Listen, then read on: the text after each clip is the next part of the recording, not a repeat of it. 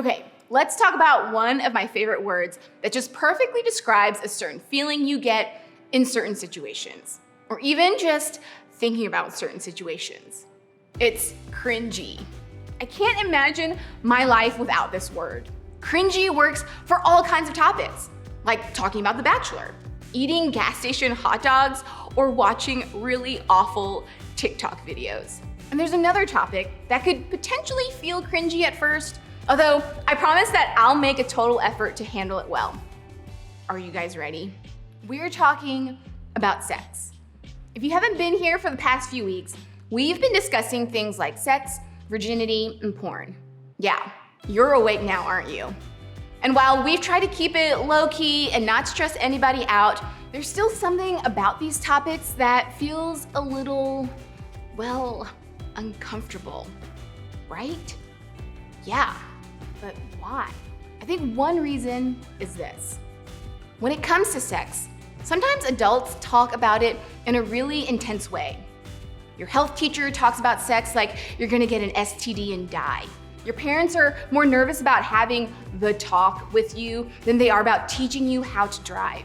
And maybe you've heard people here at church talk about sex like it's the most important thing ever. And here's what's confusing. While some adults talk about sex like it's dangerous or bad, other adults seem to think it's no big deal at all. Maybe you have a family member who talks about sex like it's totally casual. You've listened to songs where artists talk openly about it, celebrities joke about it, and it's pretty much all over the internet. People who talk openly about it just seem to be doing fine. Here's what I'm getting at. Some people act like sex is a huge deal, while other people act like it doesn't matter at all. Some people act like sex is catastrophic, and others act like it's completely casual. But which is it? Well, most of us don't pick catastrophic. Why is that? Maybe it's because you know people who've had sex and they didn't die. It didn't ruin their life. Maybe you've had sex and you didn't die. It didn't ruin your life. And when you talk to people who've experienced something and they tell you it's no big deal, the most logical thing to believe is that it's no big deal. So we get into a pattern of believing that sex is casual. You've probably never thought about it in those exact words, but maybe you've told yourself that a hookup is no big deal. Try to talk yourself out of catching feelings or for someone you've been physical with. Made all kinds of jokes and laughed about sexual things. Sent nudes, pushed someone's boundaries or even your own because you told yourself that it really isn't a big deal. If that's you, I'm not saying that you're a bad person.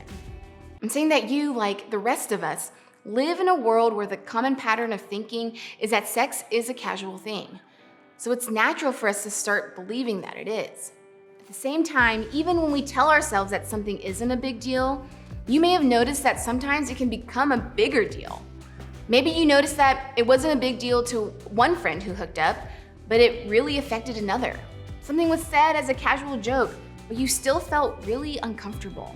Somebody told you to be chill about it, but it really affected you. Porn seemed casual until you saw something that made you feel awful. So even though sex isn't catastrophic, there are times when it doesn't seem so casual either. Think about it this way. Sex isn't casual, no matter how casually it's treated. That's why my goal here today isn't to tell you what to think. I want to help you understand how to think when you hear two competing ideas about a subject that can affect your life. To do that, I want to look at something the Apostle Paul said in a letter to a group of Christians in Rome. Now here's what you need to know about Rome at the time that Paul wrote this. The messages coming from Roman culture were not the same messages Jesus had proclaimed. So when people started to follow Jesus in the Roman Empire, there was tension between what was normal at the time and the life that Jesus was inviting them to. In fact, it's possible that they were feeling the same sort of things you are. Conflicting messages about God and what it means to follow Jesus. And chances are they felt some confusion over what was the real story and who they should believe. With that in mind, Paul writes this: "Do not conform to the pattern of this world, but be transformed by the renewing of your mind.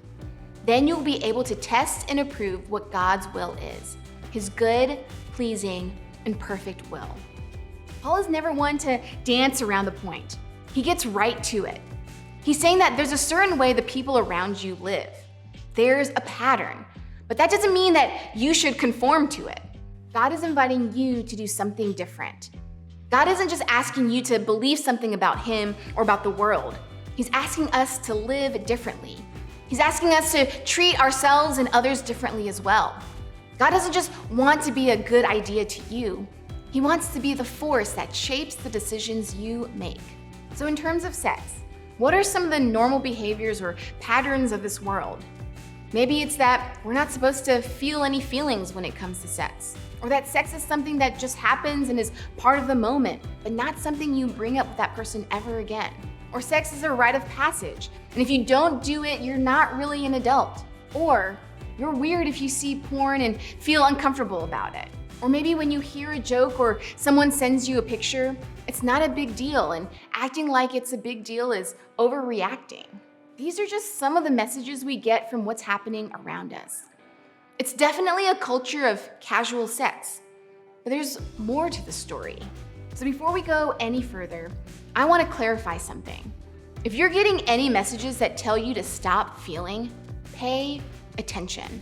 If you feel like your gut feelings are an overreaction, or that you're weird or naive for having feelings, take notice. If something is telling you to turn off your feelings or pretend to be okay when you're not, that's generally not a great idea. And I'm not the only one who thinks so. A few verses later, Paul says this: "Love must be sincere. Hate what is evil. Cling to what is good. Be devoted to one another in love. Honor one another above yourselves." Paul obviously isn't talking about sex or dating here, but that doesn't mean his advice doesn't apply to that area of our lives. He tells us to love and care about each other sincerely. It doesn't mean to pretend like you care about someone or be fake so that you can get something from them. No, he tells the Romans and us to really love others, to hate what is evil, wrong, or hurtful, and hang on to what is good.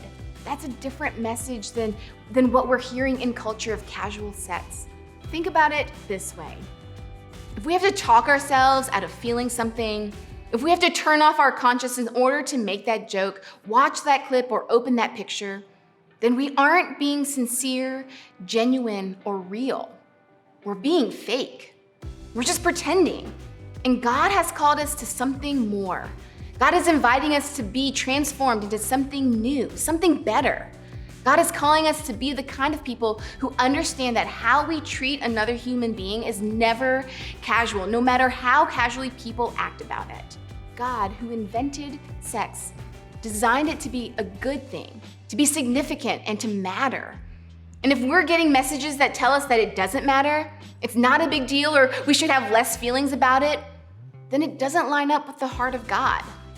If someone sends us a pic and something in our heart goes, "I shouldn't look," that's something worth paying attention to. If we're going further in a relationship than we want to, and our hearts are getting involved more than we think is okay, we need to listen. That's an invitation for us to transform our minds, think differently, and refuse to conform to a way of thinking just because that's how everyone else thinks. In a culture of casual sex, there's more to the story. And Paul tells us to transform our minds beyond what culture tells us. But how? To start, you need to know that if you're feeling any shame over things you've done in the past, there's no judgment here. Every single one of us have done something we regret, something we aren't proud of, or something we wish we could have thought through more than we did. No one is better than anyone else. We're all created in the image of God, and we're all called to do what Paul is suggesting, no matter what our sexual history is. We can all be transformed and begin thinking in a new way. Start by identifying where we've been affected by a thought pattern. When it comes to sex, in what ways are you tempted to conform or just go along with what everyone else is saying or doing? Have you viewed it as something that's not a big deal or something that you should turn off your feelings toward? You owe it to yourself as an adult to think critically about how such cultural messages affect you. It's difficult to take a different approach to something you're unaware of. Start paying attention to the ways that culture influences your thinking. Then be transformed. As Paul says, by renewing your mind. Changing how your mind works isn't easy, but here are some tips that can be helpful. If you want to change the way you talk or joke about sex, maybe memorize a single Bible verse to remind you of the power of your words. Maybe there's a pattern for the decisions you make. When you go to certain parties or hang out with certain people, the end result is usually the same. So for you, the decision that you may need to make is avoiding certain people or places for a little while. Maybe instead of thinking about people as objects for your benefit, begin thinking about people as human beings who are uniquely created and loved by God. Maybe it's a pattern that has created some secrets that are slowly hurting you. I know this one is extra difficult because sometimes the absolute best way to change your thinking is to talk about what you're thinking about with someone who's older, wiser, and trustworthy. It will be so relieving for you to share what you're going through and get that burden off your shoulders. In turn, they can help you check your thinking and your choices. What is it that you'd like to see transformed in your life? No matter what it is, just know that sometimes a transformed mind starts with transformed behavior. In other words, even if it takes a while for your thinking to change, you can start living like a transformed person right now. Your thinking will follow. So live like there's more to the story when it comes to sex. Live like sex isn't casual. Look, I get that sex is a complicated topic. There are plenty of competing messages about what's okay, what's not, and how you should live. That's why I think having a small group leader is such a big deal. I want every person here to have a trusted adult that they can talk to about anything, someone who has your best interest in mind. It may seem a little intimidating or frightening to bring things up at first, but if you have some things that you need to talk about, here's what I want you to know. They won't be surprised. They won't judge you. They'll actually help you sort out what is and isn't a big deal. Your small group leader is here for you, no matter the conversation, and this one is included. They know sex isn't casual no matter how casually it's treated, and they can help you figure out what matters for you now and in the future.